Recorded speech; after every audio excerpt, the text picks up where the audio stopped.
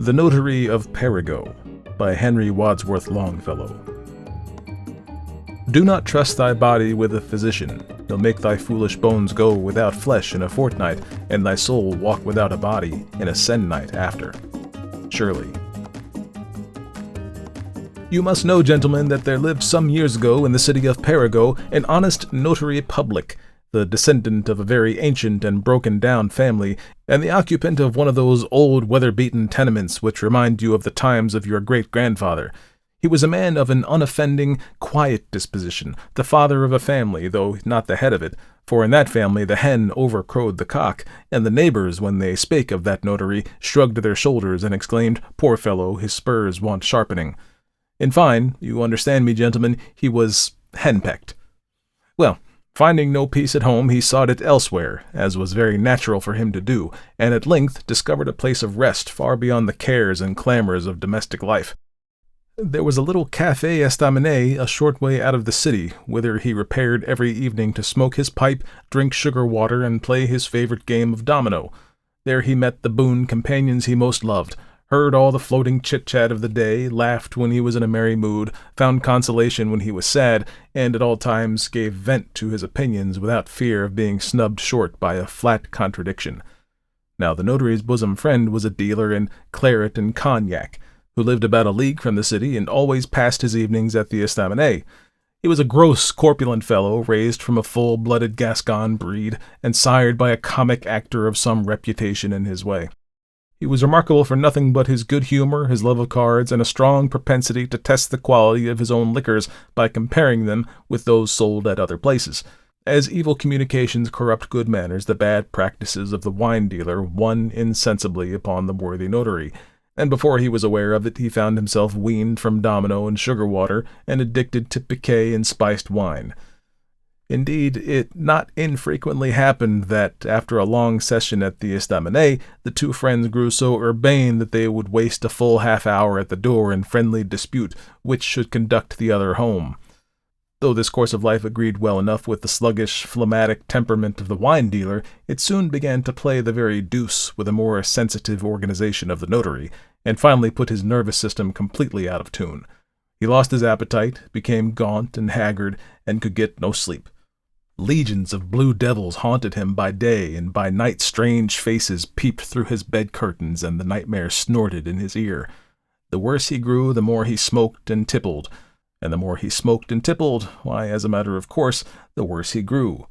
His wife alternately stormed, remonstrated, entreated, but all in vain. She made the house too hot for him. He retreated to the tavern. She broke his long-stemmed pipes upon the andirons, and he substituted a short-stemmed one, which, for safe-keeping, he carried in his waistcoat pocket. Thus the unhappy notary ran gradually down at the heel. What with his bad habits and domestic grievances, he became completely hipped. He imagined that he was going to die, and suffered in quick succession all the diseases that ever beset mortal man. Every shooting pain was an alarming symptom, every uneasy feeling after dinner a sure prognostic of some mortal disease. In vain did his friends endeavor to reason, and then to laugh him out of his strange whims. For when did ever jest or reason cure a sick imagination? His only answer was, "Do let me alone, I know better than you what ails me." Well, gentlemen, things were in this state when one afternoon in December he sat moping in his office, wrapped in an overcoat, with a cap on his head and his feet thrust into a pair of furred slippers. A cabriolet stopped at the door, and a loud knocking without aroused him from his gloomy reverie. It was a message from his friend the wine-dealer, who had suddenly been attacked with a violent fever, and, growing worse and worse, now sent in the greatest haste for the notary to draw up his last will and testament. The case was urgent, and admitted neither excuse nor delay, and the notary, tying a handkerchief round his face, and buttoning up to the chin, jumped into the cabriolet and suffered himself, though not without some dismal presentiments and misgivings of heart, to be driven to the wine-dealer's house. When he arrived, he found everything in the greatest confusion. On entering the house, he ran against the apothecary, who was coming downstairs with a face as long as your arm, and a few steps farther he met the housekeeper, for the wine-dealer was an old bachelor, running up and down and wringing her hands, for fear that the good man should die without making his will. He soon reached the chamber of his sick friend, and found him tossing about in a paroxysm of fever, and calling aloud for a draught of cold water. The notary shook his head. He thought this a fatal symptom, for 10 years back the wine dealer had been suffering under a species of hydrophobia, which seemed suddenly to have left him. "Ah, my dear friend, have you come at last? You see, it is all over with me. You have arrived just in time to draw up that passport of mine. Ah, grand Diable, how hot it is in here! Water! Water! Water! Will nobody give me a drop of cold water?"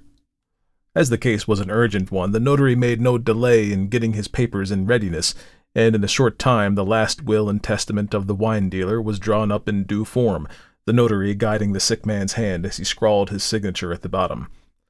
As the evening wore away, the wine dealer grew worse and worse, and at length became delirious, mingling in his incoherent ravings the phrases of the Credo and Paternoster with the shibboleth of the dram shop and the card table. Take care, there now, Credo in, pop, ting-a-ling-a-ling, give me some of that, centes, why, you publican, this wine is poisoned, I know your tricks, sanctum ecclesiam catholicum, well, we shall see, imbecile, to have a tierce major and a 7 of hearts, and discard the 7, by St. Anthony, you capo, you are lurched, I told you so, I knew very well, there, don't interrupt me, carnis resurrectionum, et vitam aeternum. With these words upon his lips, the poor wine-dealer expired. Meanwhile the notary sat cowering over the fire, aghast at the fearful scene that was passing before him, and now and then striving to keep up his courage by a glass of cognac. Already his fears were on the alert, and the idea of contagion flitted to and fro through his mind. In order to quiet these thoughts of evil import, he lighted his pipe and began to prepare for returning home. At that moment the apothecary turned round to him and said, "Dreadful sickly time, this. The disorder seems to be spreading." "What disorder?" exclaimed the notary, with a movement of surprise. "2 died yesterday, and 3 today," continued the apothecary, without answering the question. "Very sickly time, sir, very." "But what disorder is it? What disease has carried off my friend here so suddenly?" "What disease? Why, scarlet fever, to be sure." "And is it contagious?" "Certainly." "Oh, then I am a dead man!" exclaimed the notary, putting his pipe into his waistcoat pocket and beginning to walk up and down the room in despair. "I am a dead man! Oh, now don't deceive me, don't, will you? What are the symptoms?" "A sharp burning pain in the right side," said the apothecary. "Ah, what a fool I was to come here!" In vain did the housekeeper and the apothecary strive to pacify him. He was not a man to be reasoned with. He answered that he knew his own constitution better than they did, and insisted upon going home without delay. Unfortunately, the vehicle he came in had returned to the city, and the whole neighborhood was abed and asleep. What was to be done? Nothing in the world but to take the apothecary's horse, which stood hitched at the door, patiently waiting his master's will. Well, gentlemen, there was no remedy. Our notary mounted his raw-boned steed, and set forth upon his homeward journey. The night was cold and gusty, and the wind right in his teeth. Overhead the leaden clouds were beating to and fro, and through them the newly risen moon seemed to be tossing and drifting along like a cockboat in the surf, now swallowed up in a huge billow of cloud, and now lifted upon its bosom and dashed with silvery spray. The trees by the roadside groaned with a sound of evil omen, and before him lay 3 mortal miles beset with 1,000 imaginary perils. Obedient to the whip and the spur, the steed leaped forward by fits and starts, now dashing away in a tremendous gallop, and now relaxing into a long, hard trot, while the rider, filled with symptoms of disease and dire presentiments of death, urged him on as if he were fleeing before the pestilence. In his way, by dint of whistling and shouting and beating right and left, 1 mile of the fatal 3 was safely passed. The apprehensions of the notary had so far subsided that he even suffered the poor horse to walk uphill. But these apprehensions were suddenly revived again with tenfold violence by a sharp pain in his right side, which seemed to pierce him like a needle. "Oh, is it upon me at last?" groaned the fear-stricken man. "Heaven, be merciful to me, the greatest of sinners, and must I die in a ditch after all? Hey, up, get up, up!" And away went horse and rider at full speed, hurry-scurry, up hill and down, panting and blowing like a whirlwind. At every leap the pain in the rider's side seemed to increase. At first it was a little point like the prick of a needle, and then it spread to the size of a half-franc piece, then covered a place as large as the palm of your hand. It gained upon him fast. The poor man groaned aloud in agony. Faster and faster sped the horse over the frozen ground. Farther and farther spread the pain over his side.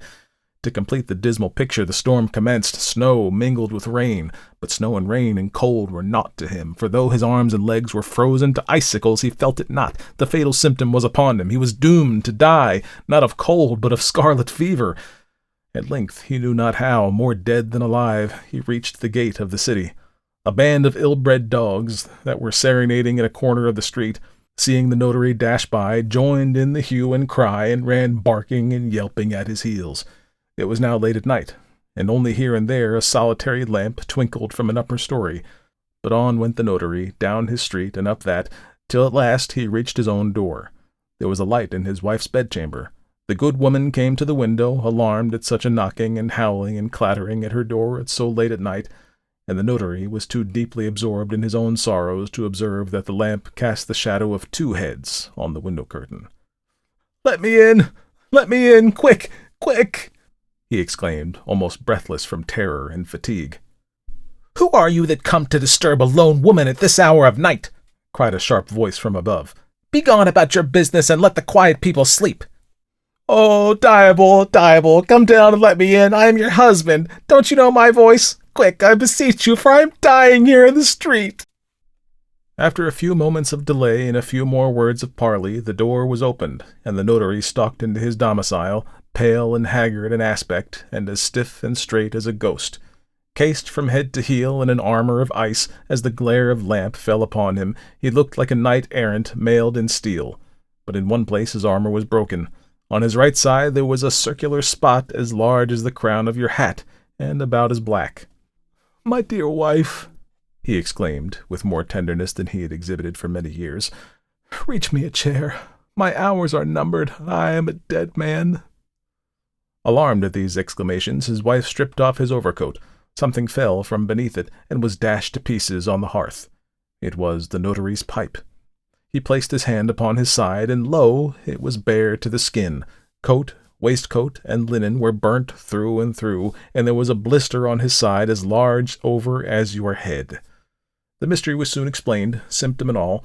The notary had put his pipe into his pocket without knocking out the ashes. And so my story ends. "Is that all?" asked the radical, when the storyteller had finished. "That is all."